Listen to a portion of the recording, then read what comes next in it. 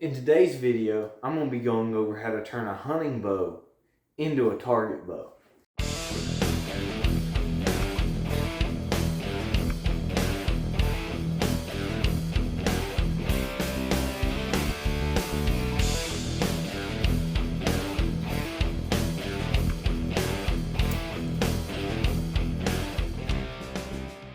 First thing I'm going to do is actually pull the arrow rest off because I'm going to put a target conversion kit on my Hamskea Epsilon.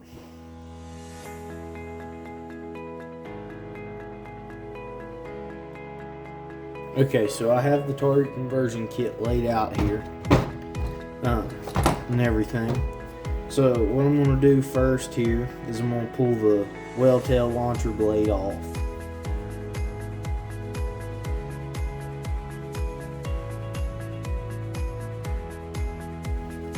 There we are. Got both of them out. I used this kit and blade all last year. The blade seemed very durable. So now I'm going to pull these out. For my hunting setup, I had to adjust the at rest before it rises. I had to adjust it so it was lower to get vane clearance. So I got to pull this front bolt out as well as the rear bolt. Got to pull this washer off of it. There we are. Got to pull that off of it to get that. And then put it back in so that the rest drops how it needs to.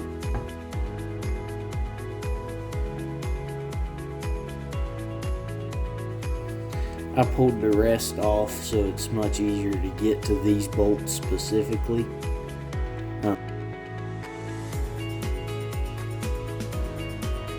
And so now I'm going to put the longer of that. I'm going to put, see the lengths of these two. I'm going to put the longer one in, and that pushes. At full draw, it keeps the rest from going up as far.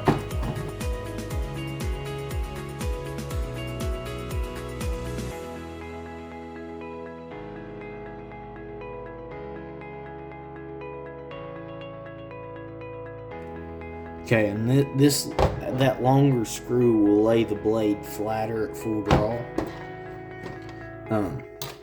And then this blade also has convex bolts. See that? And that ensures if you have to change it out, it goes back in the same spot if you have another one. If something happens at a tournament.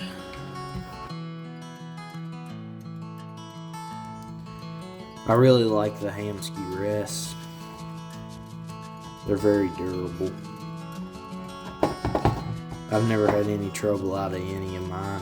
I've got another Epsilon on my title, which I'm setting this up for indoors and ASAs. I'll probably wind up shooting it at ASAs, and I don't know what I'm going to shoot at like Lancaster yet. That's going to be my only big indoor tournament. I'll shoot a lot of local stuff though.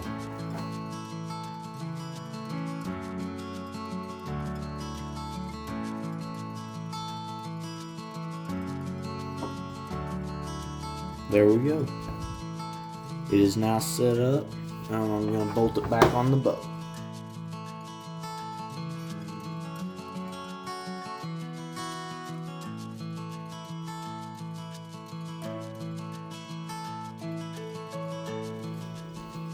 So now we're going to put on my Bee Stinger V-Bar Adjustable Elite.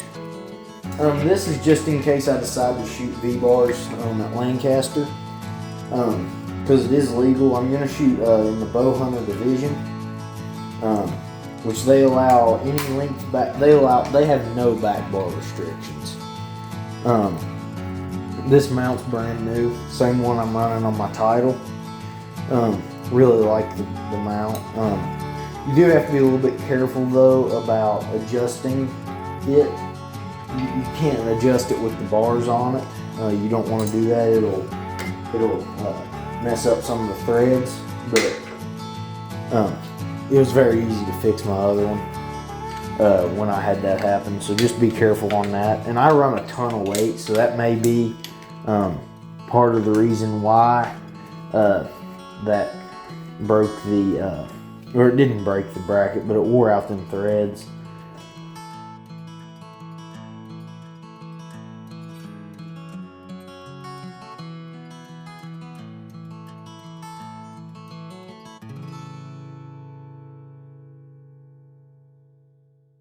I'm gonna pull the string stop out. I'm gonna do that anyway because I like how bows shoot better without it than with it, and it'll make it easier for me to get the back bar bracket in.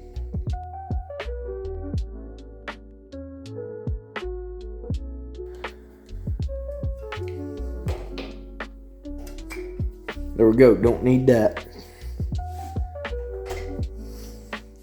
So I just like the feel of bows without it, because they're a little bit more jumpy like that when the bow goes off.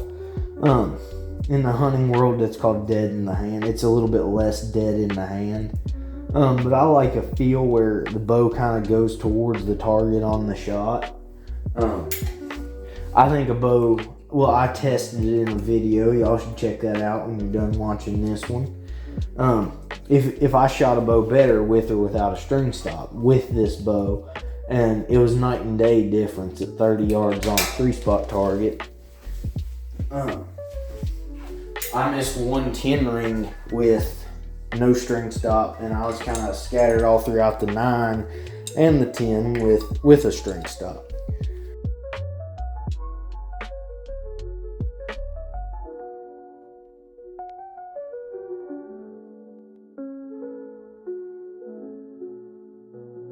Now I'm going to get these brackets moved to about where I think I'll need them.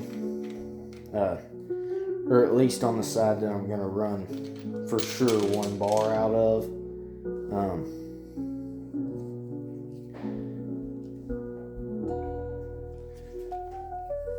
I like to run my bars on a little bit of a down angle. Not a ton, but just a little bit. Seems to help me hold just a little bit steadier. On this bow, I was running a ton of a down angle, so I may wind up like that again, but we'll see what this looks like.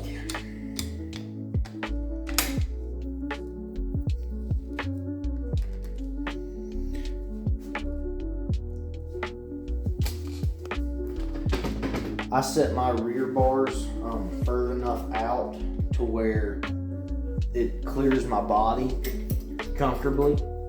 So, like it needs to be further out away from the bow for that. So,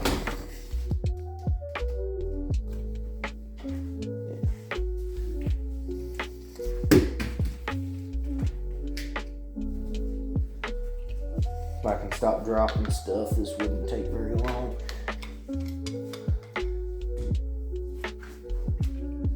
At least one more click out, but I think it's going to be 2. That's another good feature of this bracket, is it's got them clicks in it.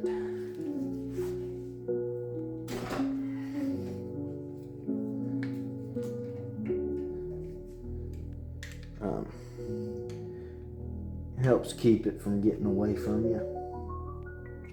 Moving it.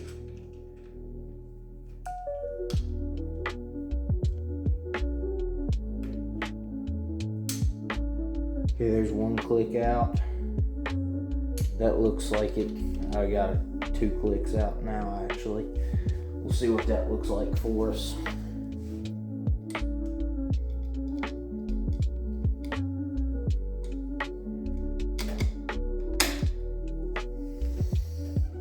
Yeah, that looks pretty good. I'm going to go ahead and snug it down real tight, and we'll start there. I know about what I want. Might wind up being different, but this is a good starting point. Well, that's not good. I didn't get that bracket tightened down very good. In here.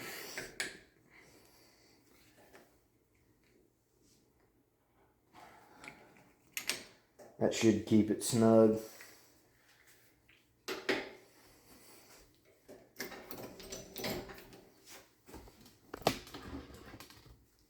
Okay, now I'm going to pop this back bar in, see what I think of the positioning.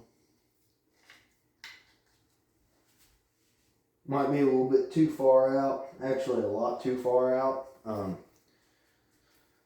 So I'll get that where I need it to.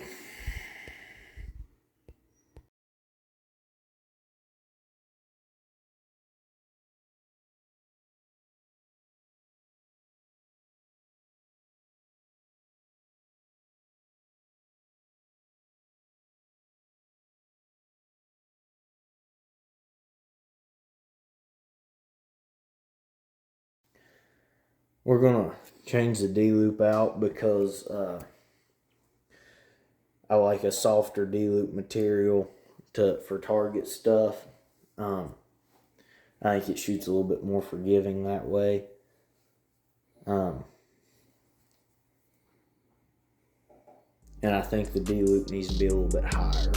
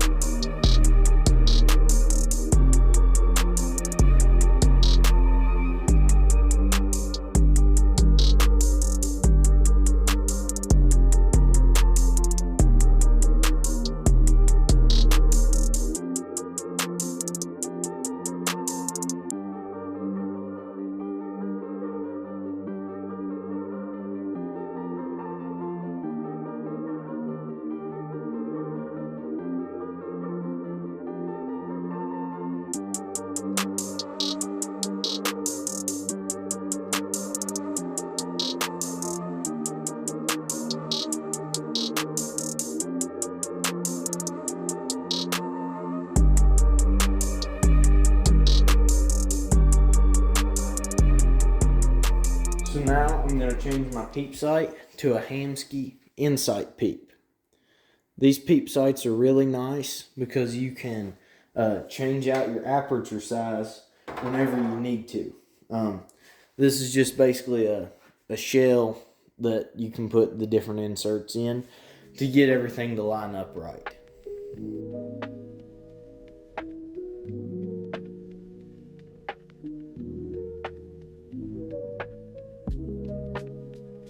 Alright, so I'm checking my peep sight height.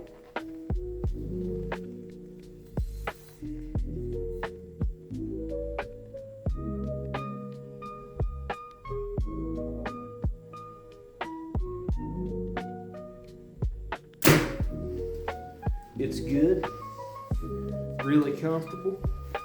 So now we're going to swap these modules out and see what I think of them.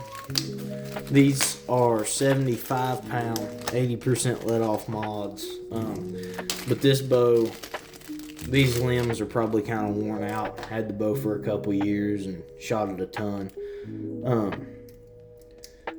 But so they're maxing out about 5 pounds low. So these should max out about 70 pounds, maybe a little less. But I'll be able to get the poundage I need for 3D out of them, which I'll probably shoot about 66, 67 pounds. Alright, so now we change the mods out, and I'm going to check the poundage, and see what we're getting for holding weight and everything. It's probably going to be higher poundage than what I want to shoot for indoor, but we'll see.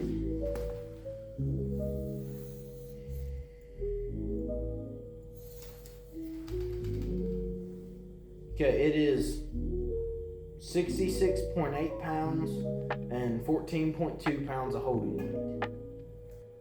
So off camera we measured the axle to axle, and the reason it's measuring so low is because the axle to axle is too long, which we could get out of by twisting up the cables, but my draw link's right, so I'm not going to mess with that.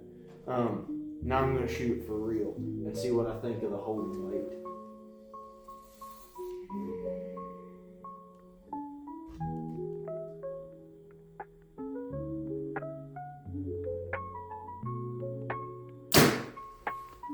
That feels pretty good. So now I'm going to shoot through the chronograph just to see what we're shooting as far as speed goes.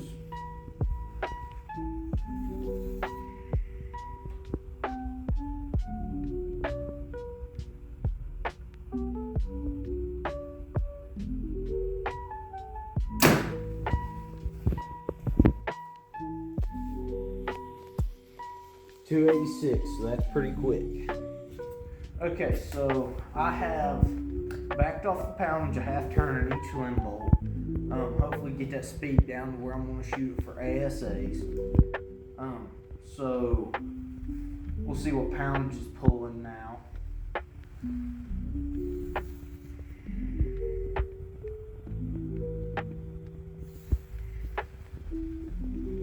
We have 63.6 and 13.6 pounds of holding weight. That's right where I have my title at. So now we're going to shoot it through the chronograph.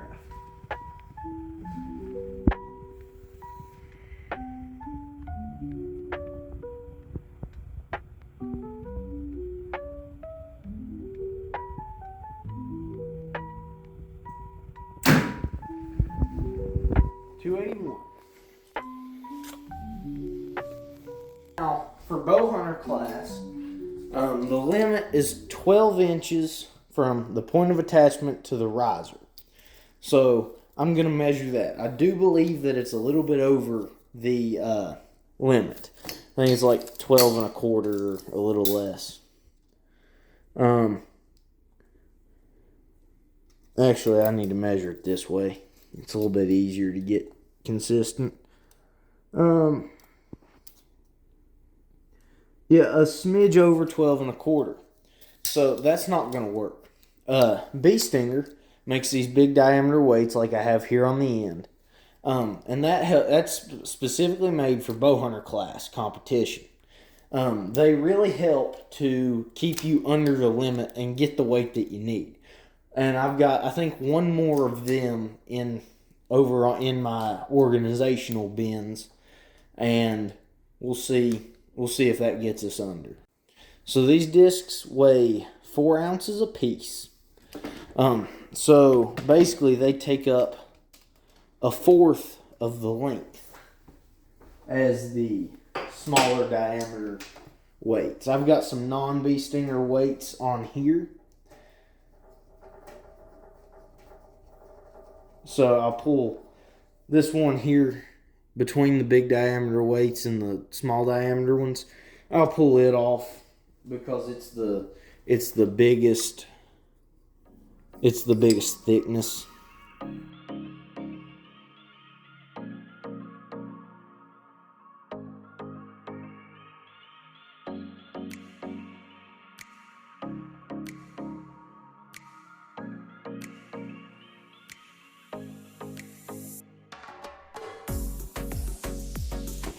so I have 28 out front.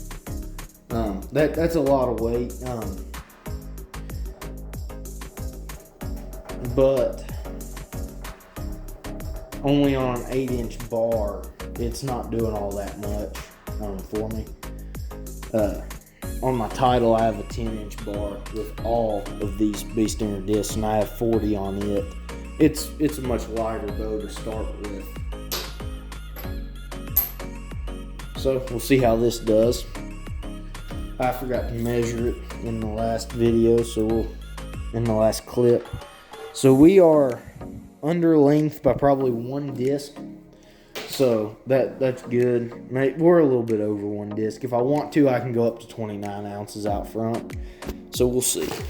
Now I'm gonna see what that bar adjustment did to the feel. I think it'll probably feel a little bit better, but we'll see. Might be completely wrong.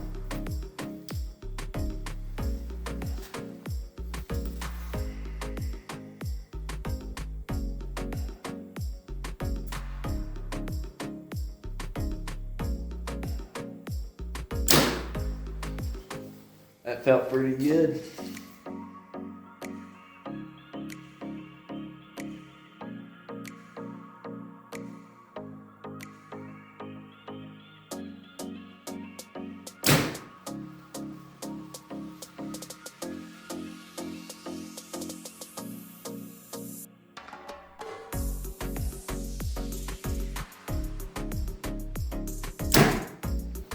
So now I'm gonna shoot this thing through the paper. That is kind of the extent of my tuning like this. You know, I got bare shaft. You know, other people do bare shaft, group tuning, everything like that. I just get my arrows to shoot blow hole through paper and then shoot it. That works for me. I do some torque tuning as well, but I do all that with the sight.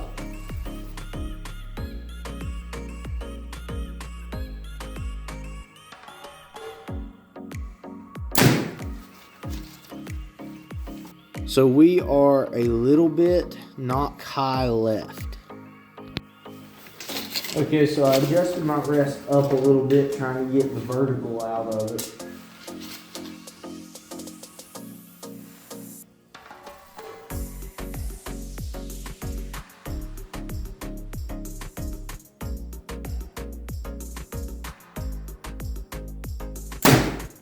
There we go.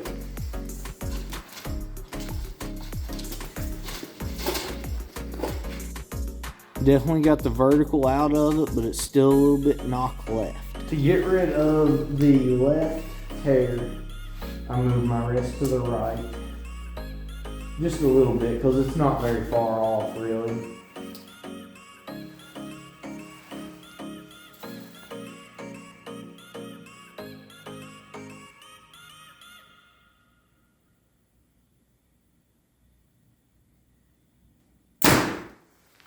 Oh, what in the world? That was weird. I'm gonna shoot another one. Not sure what happened there, but that one tore really funky.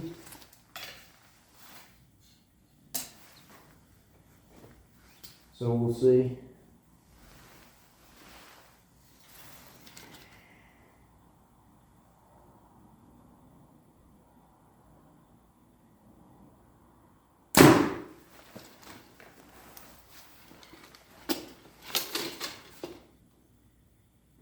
Well, looks like the tear got worse. Alrighty, so I had to move my top hats back, actually. I don't know what was going on with that, but they're back where they were. So we'll see what this does.